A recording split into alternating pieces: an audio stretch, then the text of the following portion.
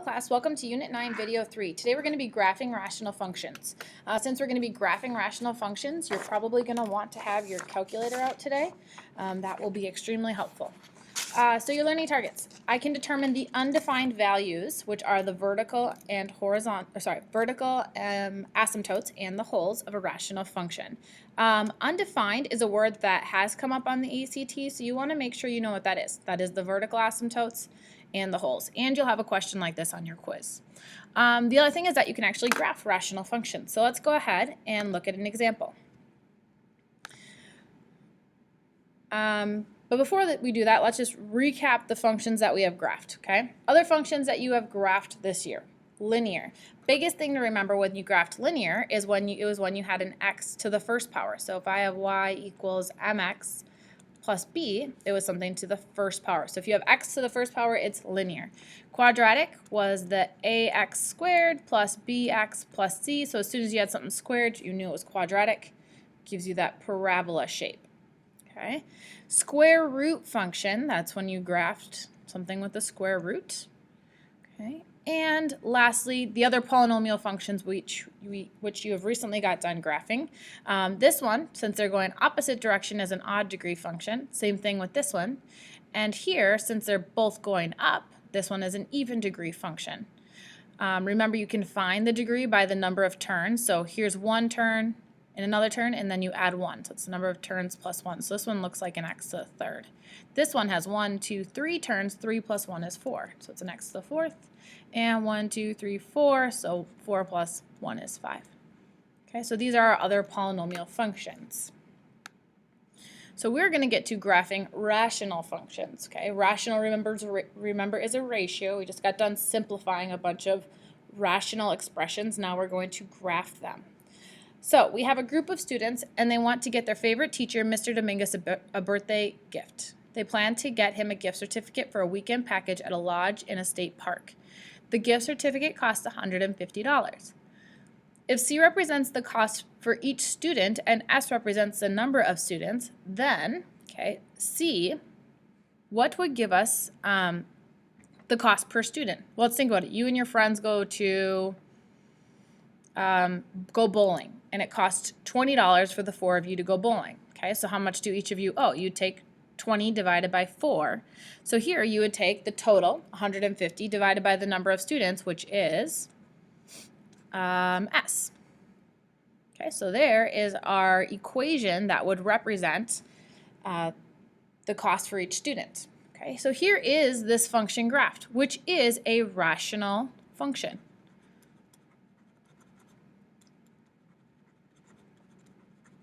Okay, and here's kind of a little bit of justification. So if one student goes, okay, or sorry, if only one student pays for it, they're going to have to pay a total of $150.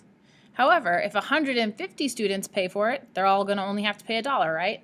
So the function, as x gets bigger, your y values get smaller, right? The more students you get to pay, the less cost there is. One thing I would say is, does it ever touch the x and the y axis? Okay. Well, if 0 people buy a gift card, is there a gift card bought? No, so it's never going to touch the y-axis. And how about here? Would anybody ever have to pay nothing? No, somebody's always going to have to pay something no matter what. So something to note with this rational function is it will not touch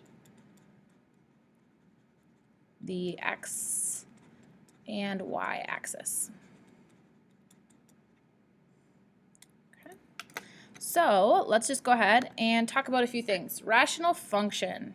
What is a rational function? It is a ratio of 2 polynomial functions. So having 2 functions being divided. So here's our examples. X over x plus 3, g of x, 5 over x minus 6, and h of x, once again, polynomial over polynomial. Those are all examples of rational functions. When I check your notes, I'm going to want to make sure that you have this box all filled in. So make sure you're writing down the definitions and drawing the examples in the other box on your note sheet. Okay, continuity. Okay, well, what that means is it's continuous. Okay, if something's continuous, The graph of rational functions may have breaks in continuity. Okay, so what we graphed today might have some breaks. So that means you won't be able to trace the graph without picking up your pencil. So that means it's not continuous. Okay, so rational functions typically have a point of discontinuity. Okay, so it means it's not continuous. So these breaks occur at values excluded from the domain. So biggest thing to remember is where they're going to be. Okay, from the examples above, where would I have a problem? You have a problem whenever you try and divide by 0. Okay, this is when our problem of discontinuity occurs, when you divide by 0. Okay, so if I look at f of x, okay, we're talking about function f of x, where would I have a problem? Well, if my denominator is 0. So the way we figure it out is we take x plus 3 and set it equal to 0. And so x equals -3. So my problem occurs at x equals -3. And what happens there is a vertical asymptote at x equals -3.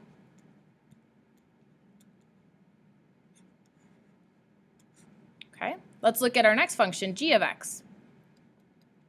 Okay, where's our problem with that one? Well, we take x minus 6, set it equal to 0. So at x equals 6, there is a vertical asymptote there. So that is where we would have a point of discontinuity, or it is not continuous. Okay. And our last one, this one's a little different. Do you notice that the top and the bottom can simplify? Okay, so when they cancel like that, that is where there is a hole. Okay, so the first one we're going to do is there's a hole, and the way you figure out where the hole is you take x plus 4 and set it equal to 0. So at -4, there is a hole. That's one point of discontinuity. Our other ones are other vertical asymptote. So our vertical asymptote is at x minus 1 equals 0, so at x equals 1. So these are all our points of discontinuity for the examples above. So once again, f of x and g of x, nothing cancels with the top and bottom, so I know right away they're vertical asymptotes. H of x, when they cancel, it is a hole. So you solve it, and you get -4, and then what's left in the denominator is a vertical asymptote. Okay. So what is a vertical asymptote? Okay, it's a line that a graph of a function approaches but never touches due to domain restrictions. So we already looked at f of x. We found our vertical asymptote was at x equals 3. Okay, so here's why it is discontinuous. Notice, to be continuous, an example of a continuous function is a polynomial, which I showed you earlier. As I draw this, I never have to pick up my pencil. Okay, this is continuous. Continuous. Here, as I draw this one, I would draw this piece, and then in order to draw the next piece, I have to pick up my pencil. So this one is discontinuous.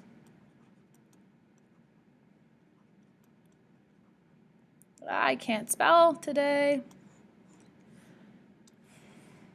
Discontinuous.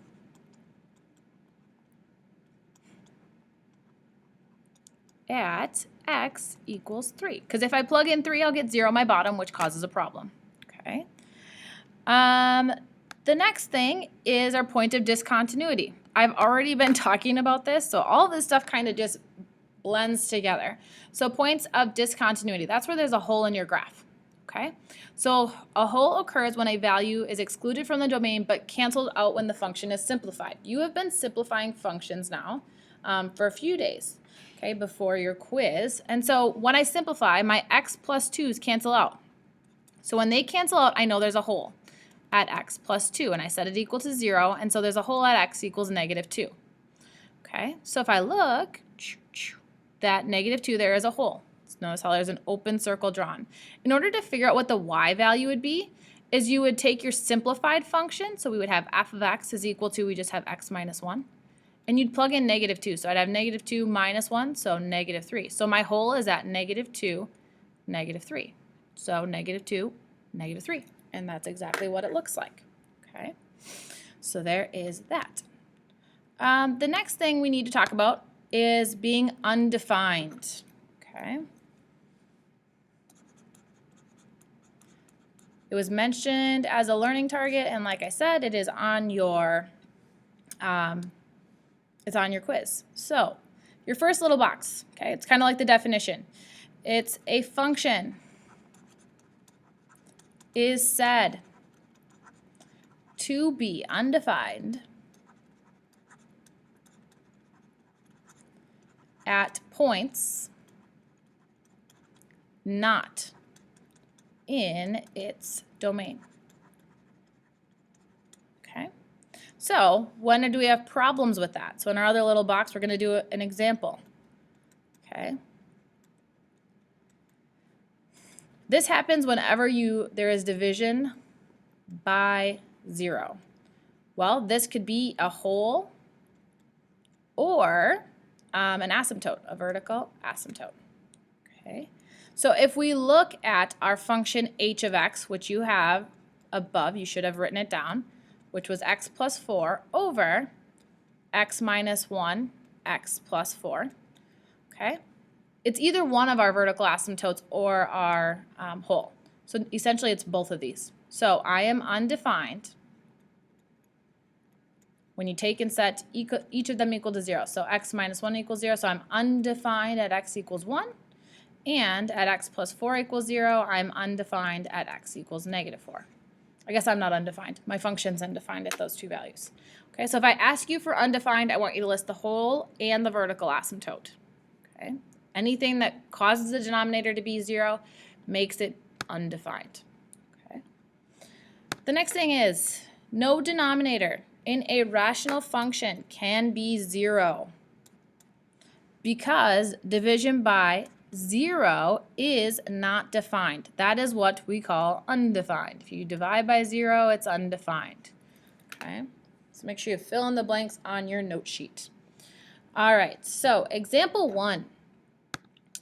Determine the equation of any vertical asymptotes and the x values for any holes in the graph. Okay, so we have steps that could help. Try and factor if you need to. So let's factor this one first because I see it can be factored. My numerator is a difference of perfect squares because the square root of 1 is 1. So I'd have x plus 1, x minus 1. Then I'm going to go ahead and factor my denominator. I would say what multiplies to 5 but adds to negative 6. Negative 5 and negative 1. Okay.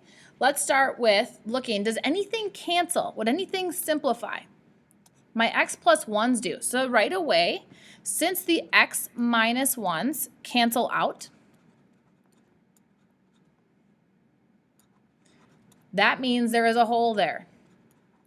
Okay, so I have a hole at x minus 1 equals 0, so at x equals 1.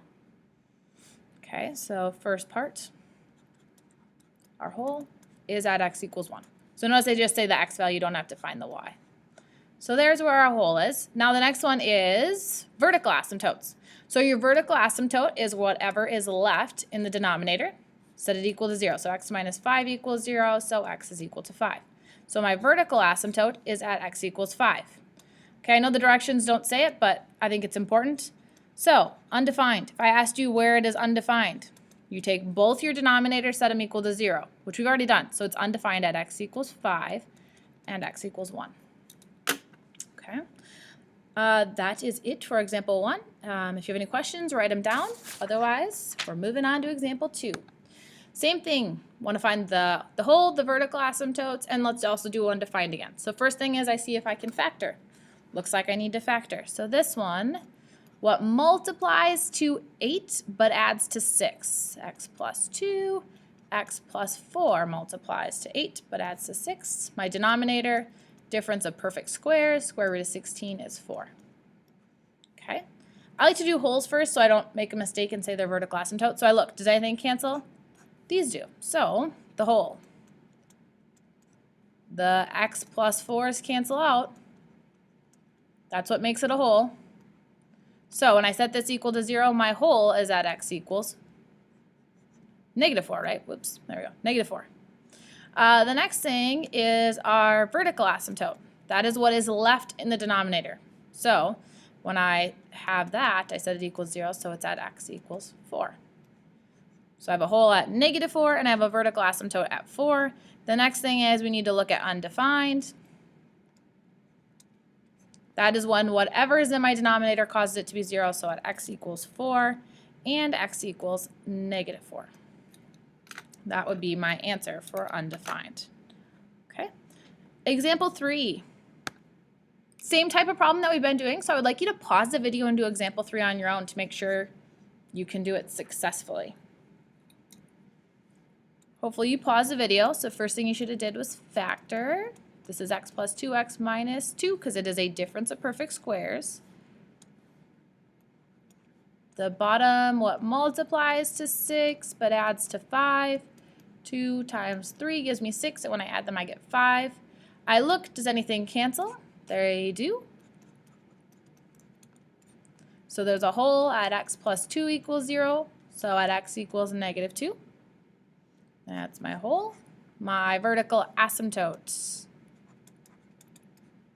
What's left in my denominator, so x plus 3 equals 0, so at x equals negative 3. And lastly, undefined.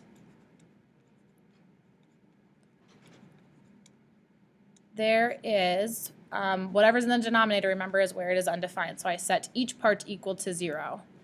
So I would have, I'm not sure what happened there. So x equals negative 2 and x equals negative 3. Okay. So we're going to switch gears a little bit. We're going to actually be doing graphing, so make sure you have your graphing calculator out.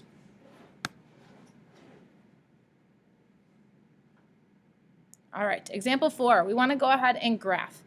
Before we do, I gave you the table. You're not always going to be given the table. So what I would do first is check, is there any holes? Nothing's going to cancel this, so this one actually has no holes. Okay.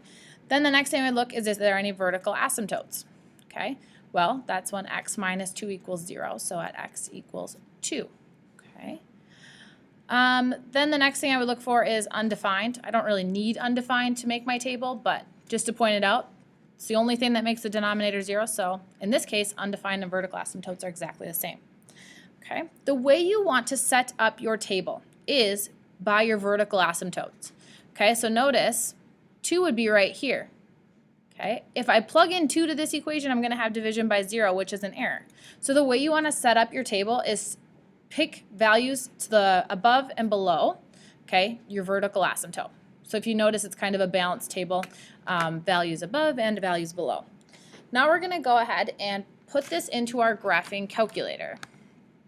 All right, so first thing we do is y equals, and then it's x divided by. Now listen, you want to divide by x minus 2, so you have to put parentheses. Anytime it's a binomial, trinomial, you have to use parentheses. So it's going to be x minus 2. And then I'm going to go ahead and I want to get my table of values. So remember, I go to table set, and this time I want to start at negative 2. And I want to count by 1, so that looks good. I'm going to just go ahead and look at the table, which is above graph, so second table, and I'm going to get all these values, okay, which I'm going to write down on here in just a second. One thing I want you to notice, though, is, like I said, if you plug in 2, you should get out an error. So that's where you know to balance your table on, okay? So I'm going to write these values down, and then let's plot them, okay? So we would have, or we have, 0.5, 0.3 repeating, 0, negative 1, 3, 2, 1.6 repeating, and 1.5. Okay, then I'm going to graph these on my table. So negative 2.5, I don't know what happened, negative 2.5, negative 1.3, 0, 0, 1, negative 1.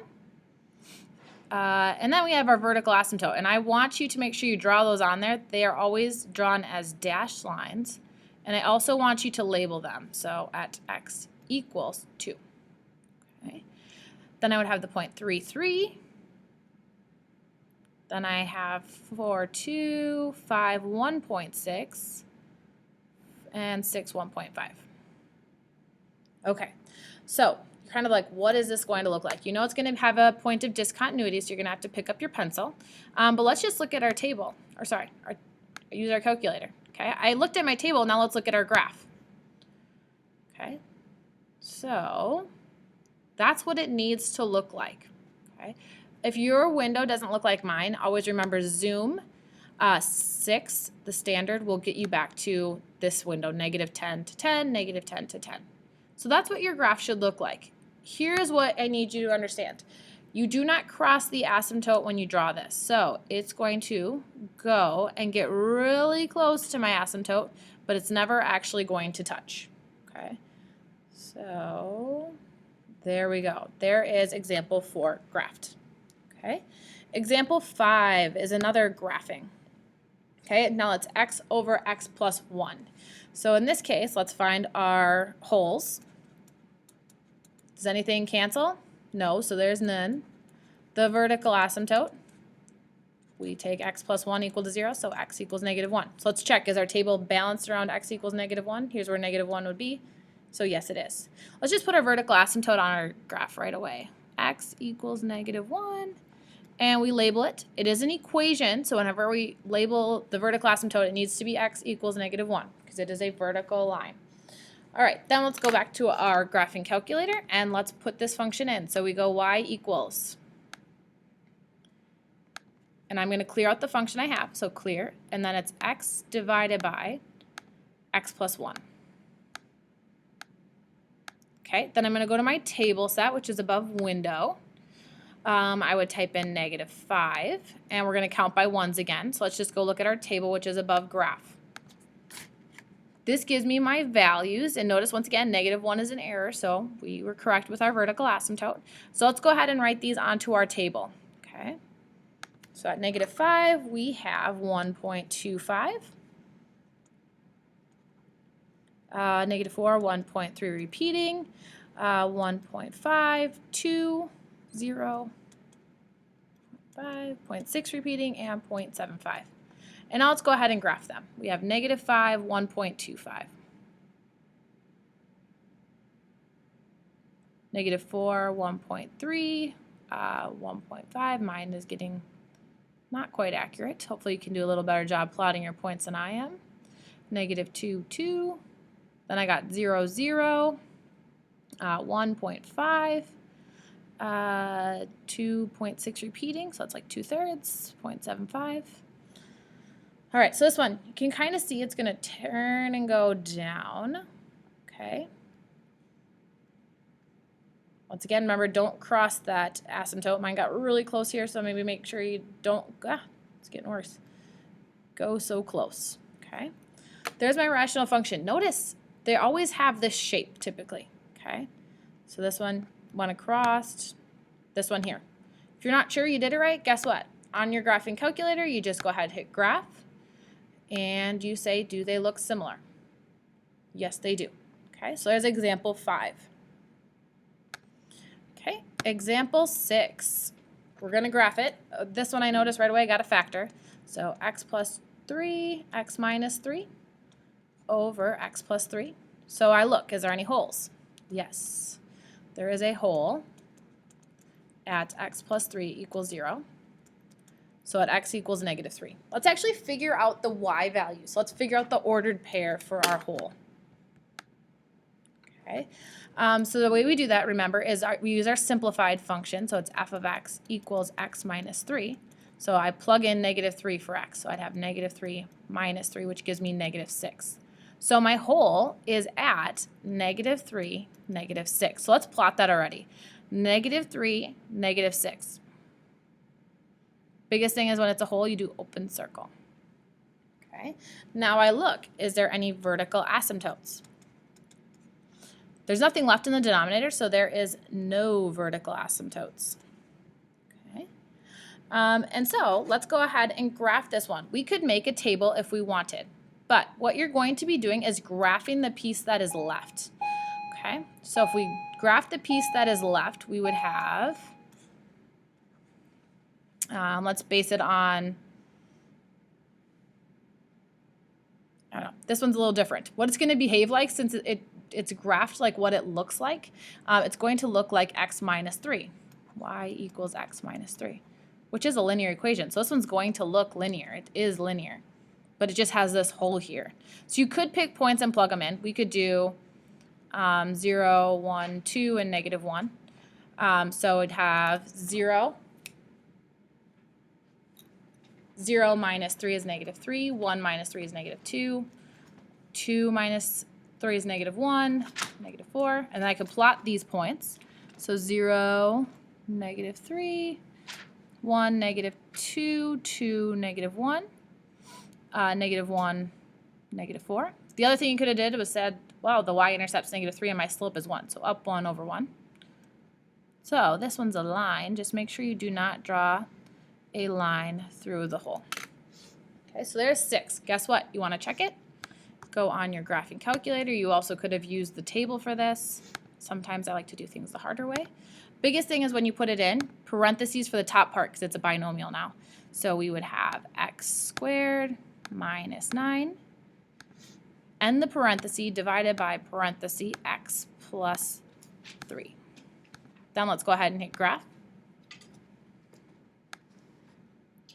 And does it look the same? It does. You can't see the hole on your graphing calculator, but to make sure it's there, here's what you do. You go second, calc, okay? And we're going to do a value. Our hole is at x equals negative 3. So I'm going to say at x equals negative 3. What should come up is it should say error or nothing. So it says nothing, so that means there's a hole there. Okay? That is example 6. Example 7 is very similar to example 6, so I would recommend you pause the video and try it on your own. But otherwise, we're going to go ahead and do example 7. So factor it first. So we'd have x plus 2, x minus 2 over x minus 2. I look, do I have any holes?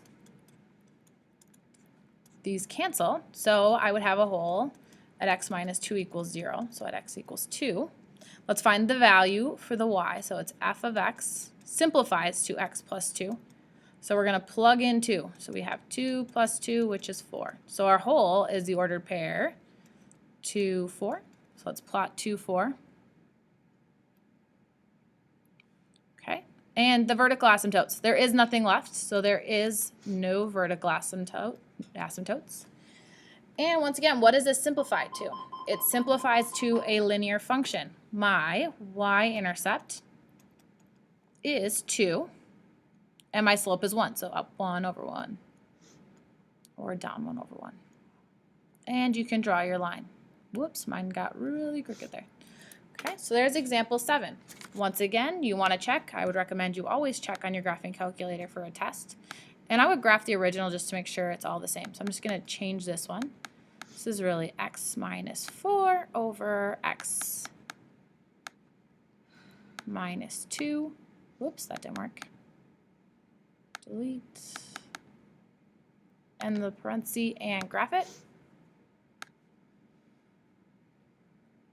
Okay, looks like I have a y-intercept of 2, so we're doing well. And then I would plug in, just to make sure my hole is there, I'm going to go ahead and plug in a value of 2, and then it should say there's no y value, which is correct, so I have graphed this correctly. Okay, that is the end of Unit 9 Video 3. So if you have any questions, write them down, come and ask. Otherwise, have a great day.